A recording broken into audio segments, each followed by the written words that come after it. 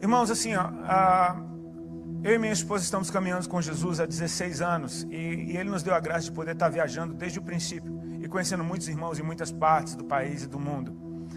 Então a gente acaba voltando em muitos lugares e é muito bom reencontrar os amigos, os irmãos que a gente tem na fé. É muito lindo quando a gente chega num lugar e vê uma pessoa que cresceu. Nós temos alguns amigos que a gente viu praticamente nascer na fé e hoje estão liderando, estão pastoreando, e é muito encorajador você ver esse crescimento, ver gente que permanece, cresce naturalmente. Permanecer no Senhor te faz crescer naturalmente, porque Ele vai trabalhando em você todos os dias, é um trabalhar de todos os dias.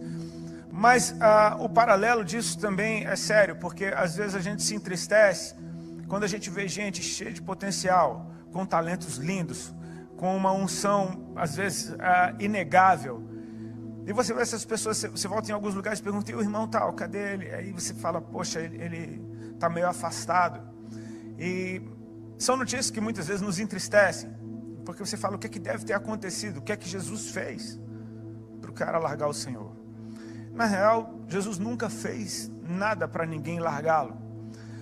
E usar os outros como desculpa de que foi o que fizeram comigo, eu acho que isso também não cola. Eu acho que no dia do Senhor isso não vai funcionar. Dizer, olha Senhor, eu não estava contigo por causa daquele meu irmão, porque não dava para aguentar ele vacilou muito comigo.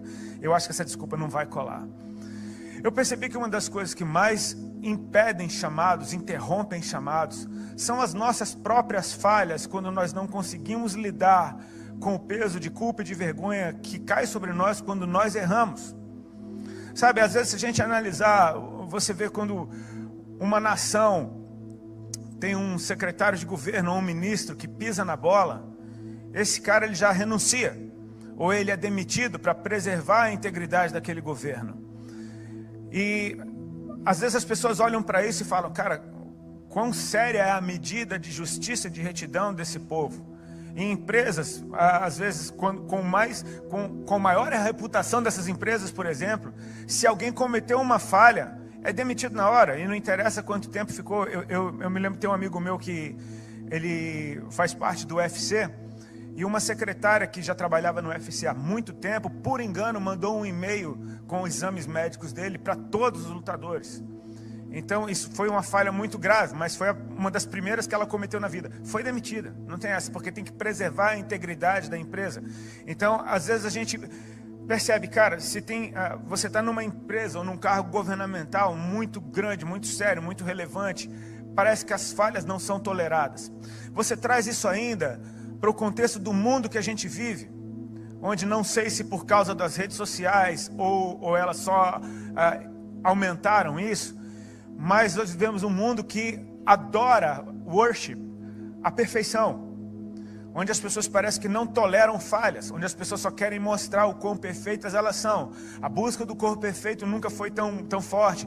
As pessoas querem ter o casamento perfeito, o relacionamento perfeito, o ministério perfeito, querem ser perfeitos de qualquer forma, expõem o quão perfeito elas querem parecer aos outros. Mas você concorda comigo que não existe ninguém perfeito?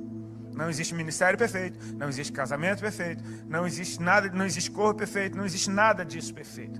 Mas as pessoas tendem a mostrar isso. Como um ministro que está viajando para um lado e para o outro, a gente muitas vezes tem uma luz na nossa cara, um microfone na mão e não poucas vezes algumas câmeras gravando tudo que a gente fala. E se você é uma pessoa livre em Deus, Ele te dá a liberdade de expressar a tua personalidade quando você compartilha. Eu creio que o Senhor se agrada de ver a tua personalidade, a forma que você o enxerga. Ele poderia nos fazer robôs declarando a mesma coisa, mas o nosso olhar a respeito do Senhor, eu creio que é precioso aos olhos dele. E quanto mais livre diante do Senhor você é, cara, você corre risco de errar diante de todo mundo. E às vezes é triste quando você entrega uma mensagem e aquela parte que você falou uma coisa que talvez não pegou tão legal, ou que talvez não... podia ser colocado de outra forma, ou então distorceram da forma que quiseram. Aquilo vira o ponto principal, isolam todo o resto e pegam alguns minutos e expõem a tua falha, falando, olha lá, ele errou. Tipo assim, todo mundo erra. Mas quando alguém erra, no mundo que adora a perfeição e que preza por isso, apontam o erro e me metralham para matar. Isso já aconteceu comigo inúmeras vezes. Eu me lembro quando eu antes de conhecer Jesus, eu tocava numa banda. Eu podia dar uma entrevista inteira falando um monte de coisas, mas a maior besteira que eu falasse naquela entrevista seria a manchete da matéria. A maior besteira, porque eles querem vender isso, é notícia. Às vezes essa síndrome de querer ser perfeito nos bloqueia de andar com o Senhor, porque às vezes o peso da vergonha que você sente quando você falha num mundo que preza pela perfeição, ainda mais servindo a um Deus que é perfeito. Agora você pega toda aquela conversa que eu falei de governos e de empresas. Imagina, o Senhor do universo, o Deus todo-poderoso, aquele que é perfeito, nele não há falha alguma. Ele te chamou para operar junto com ele, sabendo que você falha. Sabendo que você falha, que você já falhou, que você pode estar falhando nesse momento e que você ainda vai falhar muitas vezes na tua vida. O meu Deus não teve problema de me convocar para andar com Ele, de me convidar para andar com Ele, sabendo do quão falho eu sou. Às vezes a luta que a gente tem é de acreditar que esse amor é tão grande que é capaz de nos perdoar de todas as nossas falhas para nos ter sempre com Ele. Apesar daquelas que já vieram, apesar daquelas que ainda virão. Deixa eu te dar uma boa notícia, elas ainda virão. É boa notícia, sabe por quê? Porque Deus não deixa de te amar, mesmo quando elas vierem. Eu acho incrível, eu sou muito fã do meu Deus. Porque Ele se garante. Ele fala, eu te chamo para andar comigo, eu sei que você vai falhar, e quando você falhar, eu continuo te usando. Você não tem o poder de atrapalhar a minha obra, porque a obra é minha. Você só atrapalha a minha obra se você acreditar nas mentiras do diabo e parar quando eu não te mandei parar. Sabe, muitas surras que a gente leva são didáticas. A gente aprende. E muitas das vezes as situações que a gente passa, que são humilhantes por causa das nossas falhas, produzem uma coisa muito linda dentro de nós: humildade. E quanto mais humildade você tiver, mais força você tem para continuar caminhando com esse Deus. Paulo fala, eu me glorio nas minhas fraquezas. E é muito louco você falar, como assim se gloriar nas fraquezas? Cara, as minhas fraquezas, no mínimo, expõem as áreas onde eu sou completamente dependente de Deus. E eu nunca fui chamado para andar sozinho. Agora, isso é muito lindo, porque quem olha de fora, vê alguém andando com Jesus, e vê Deus operando através da vida dele, e vê Deus fazendo coisas incríveis através da vida dele, coisas que só podem apontar para o Senhor, porque você conhece aquele cara e você fala, não pode ser ele, só pode ser Deus na vida dele. E de repente ele falha, mas se ele entende o papel que ele tem no Senhor e quão poderoso o Senhor é para nos restaurar e empoderar de novo, você vê esse cara depois do seu erro fluindo de novo, e você fala, como é que isso pode acontecer? Foi aí que eu comecei a olhar para a ceia do Senhor de uma forma completamente diferente, porque é um evento poderoso para te restaurar e empoderar numa velocidade que você não consegue assimilar. Sabe, o corpo de Cristo, parece que quando nós estamos em comunhão uns com os outros, isso nos cura. Às vezes um membro doente, uma laranja podre, apodrece todo saco de laranja, é o que a gente ouve na vida. Cara, mas se um membro doente chega dentro de um corpo sadio, ele fica sadio. Porque o corpo de Cristo é assim, uma mulher com fluxo de sangue tocou nele, ela era considerada impura e ele estava indo para a casa do principal da sinagoga, Jairo. Ou seja, esse cara sabia que uma mulher impura, se tocasse alguém, esse alguém seria impuro. A mulher impura toca em Jesus e não é Jesus que fica impuro, muito pelo contrário, é ela que fica pura. O corpo de Cristo sara aquele que está doente. Então aquele que está doente tem que estar no corpo de Cristo para ser sarado, tem que estar em comunhão com os irmãos. Essa é a ceia do Senhor, participando do corpo e do sangue do Senhor, entendendo que só isso traz restauração e empoderamento, numa velocidade que você precisa crer completamente em Deus. Ele pode te restaurar e empoderar num instante, porque é Ele quem faz essas coisas. Sabe, essa palavra, quando Paulo ensina sobre a ceia, para mim sempre soou muito pesada. Tipo, examine-se o homem a si mesmo antes de comer. Parece que ele faz até um tom de voz. Rapaz, cuidado. Vigia, crente. Eu conheço gente que ficou anos sem tomar ceia, porque eu estou em pecado. é algo que traz temor. Quem come e bebe sem discernir do corpo do Senhor, come e bebe para o seu próprio juízo. Uou, você fica com medo da ceia. Você fala, meu Deus, essa ceia... Aí você começa a pensar, cara, eu acho que eu não vou tomar essa ceia, porque se eu tomar, eu estou mal. Mas ao mesmo tempo, se você não tomar, você está mal. Se você não participar da ceia do Senhor, se você não participar do corpo dele, do sangue dele, aí é que você está mal, você está fora do corpo. Examine-se a si mesmo. Eu não tenho como pensar nisso tudo e não vasculhar nas Escrituras como foi a última ceia que Jesus teve com seus discípulos. E eu creio que para ele era um momento muito especial, porque ele tinha um entendimento do que estava acontecendo e do que iria acontecer, diferente de todo mundo que andava com ele. Por mais que ele tivesse avisado, a partir da revelação de Pedro, de que ele iria morrer e ressuscitar ao terceiro dia, parece que eles não queriam acreditar ou não entendiam como isso iria acontecer. Mas ele manda aqueles discípulos prepararem a ceia da Páscoa. E eles preparam, e eu creio que aquele é um momento de festa, principalmente para o judeu. Toda vez que se sentam à mesa numa celebração como essa, a Páscoa é a celebração do fim do cativeiro. Tipo, não era um evento de entristecer, mas um evento de alegria. Vamos nos alegrar, nós estamos juntos, sentados à mesa. Eu creio que aquela mesa devia estar muito linda, muito bem preparada. E para o Senhor, então, ele sabendo que aquela seria a última ceia que ele tomaria antes da vinda do reino, para ele era um momento muito especial. Mas eu sei que às vezes é um lugar muito solitário, quando só você entende o propósito do que está acontecendo. Antes de tomar a ceia, o Senhor Jesus lança uma questão naquela mesa, que parece um balde de água fria, mas se você perceber direito, só aumenta o nível do que ele estava para fazer ali. Ele disse: um de vocês que está sentado à mesa há de me trair. Cara, eu acho que essa não é a conversa mais legal para você ter num ambiente de festa. Tipo assim, eu estou sentado com vocês aqui, mas um de vocês vai me trair. Imagina o climão que deve ter caído sobre aquele lugar. Tipo assim, se tivesse uma barulheira, risada, eu acho que ficou todo mundo em silêncio com o olho arregalado. Sabe, nos nossos tempos, nos nossos dias, talvez se Jesus falasse, um de vocês vai me trair, todo mundo ia começar a apontar um para o outro. Ah, eu tenho certeza que é você. Não, é aquele vacilão. Ele vacila com todo mundo, ele fez de novo. Jesus sabe, tá vendo? Jesus sabe. Ó, Deus está vendo. Pega ele, Jesus. É verdade, Senhor. Já ouviu várias dessas. Mas o que aconteceu naquele lugar, meu irmão, quando Jesus fala algo sério desse jeito, eu não sei, quando Jesus fala num ambiente, parece que só estou eu e ele ali naquele lugar.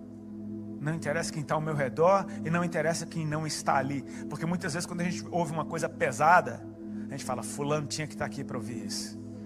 Não, mas fulano não está. Quem está é você. Não. Quando Deus fala alguma coisa, é para mim que Ele está falando. É para mim que Ele está falando. E a atitude daqueles discípulos, então, ela é constrangedora. Porque a Bíblia diz que após Jesus dizer, um de vocês vai me trair, um a um foi até ele e perguntava, porventura sou eu, Senhor? Olha o entendimento, a consciência que caiu sobre os discípulos. Sou eu? Se expondo diante de todo mundo e principalmente diante dele, saindo do seu lugar e indo até ele para perguntar, sou eu? Sabe, porque Jesus disse, um de vocês vai me trair, ele não disse quem era. Seria muito mais fácil ele falar, olha, eu estou aqui sentado com vocês, mas está ligado naquele cara ali, cuidado com ele. Ele não fez isso, ele falou, um de vocês vai me trair, ou seja, pode ser qualquer um. E a gente não entende o nível de traição com o qual ele estava falando, ou seja, pode ser qualquer atitude que tenha soado como traição para o Senhor. Ou seja, nessa mesa Jesus lança uma questão a respeito de infidelidade. Tem um infiel aqui dentro. E todos começaram a perguntar, porventura sou eu? Eu percebo a motivação dentro do coração deles. Senhor, se sou eu, me fala. E me fala o que é. Porque eu estou na tua mesa o Senhor já sabia disso antes de ter lugar para mim nessa mesa. Você entende isso? Que tem uma mesa na qual você se assenta com Ele, e tem traidor naquela mesa, e tem lugar para o traidor também. Mas houve uma disposição naqueles corações de dizer: Senhor, se sou eu estou disposto a mudar aqui agora, porque eu não quero ser o traidor. Isso é o examinar a si mesmo.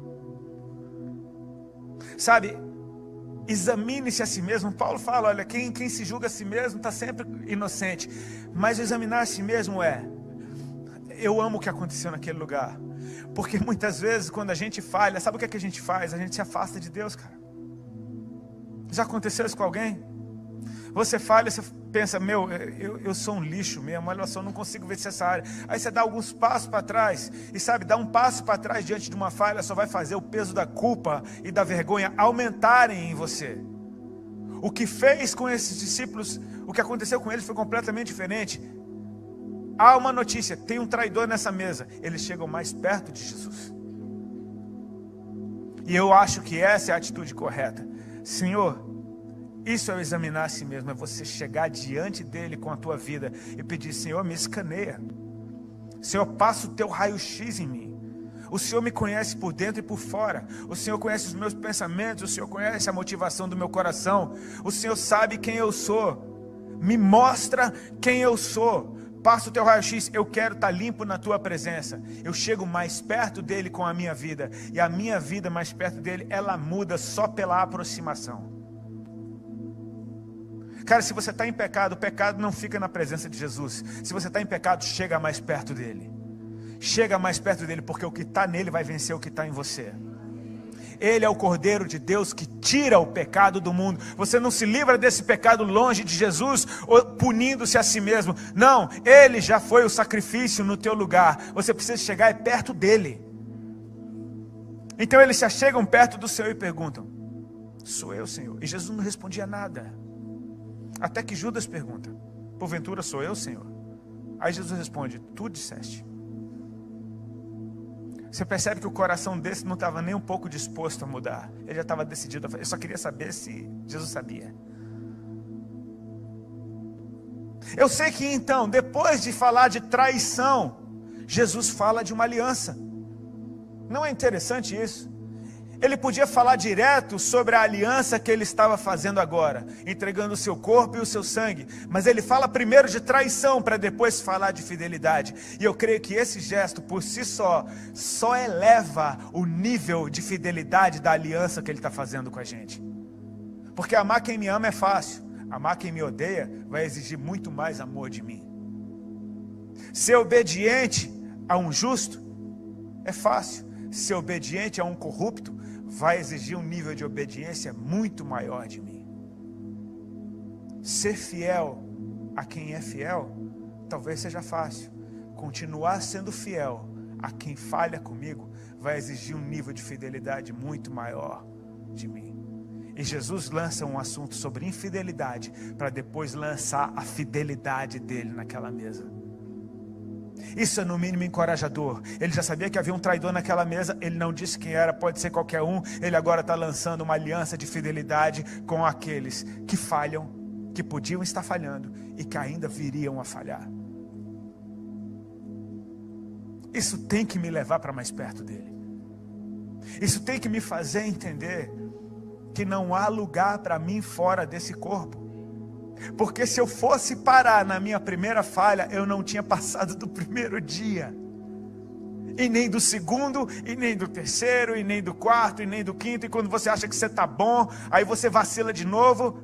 Não tome a ceia do Senhor indignamente. Ok, examine-se e depois coma. É o que Pedro fala, ou o que Paulo fala. Examine-se e depois coma. Ele não disse para não comer. Ele disse: examine-se e depois coma.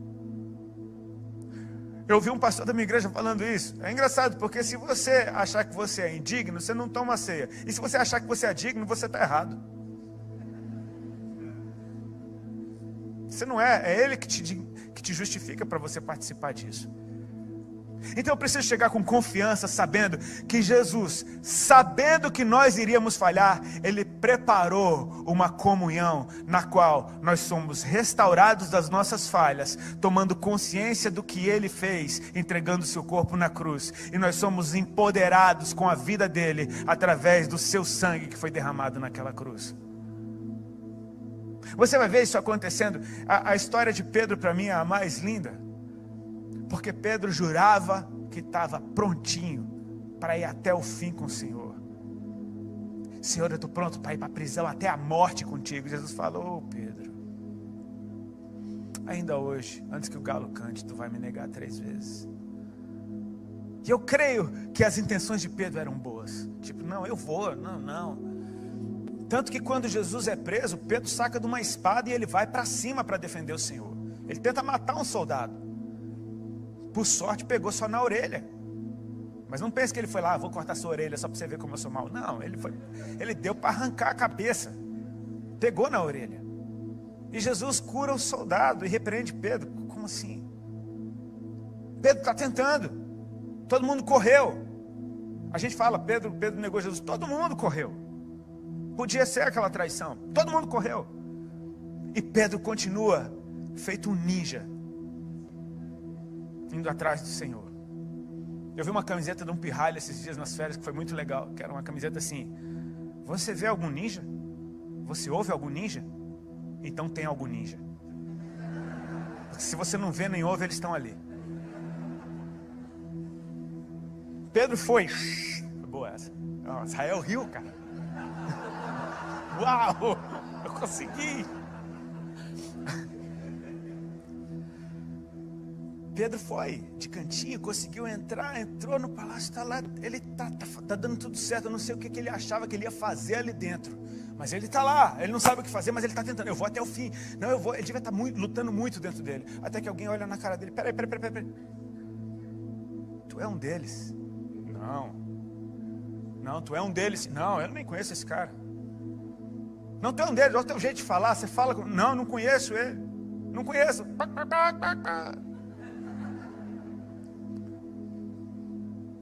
E de repente a Bíblia diz que os olhos de ambos se cruzaram, Jesus e Pedro. E Pedro chorou amargamente, cara. E soube quem ele era naquela hora.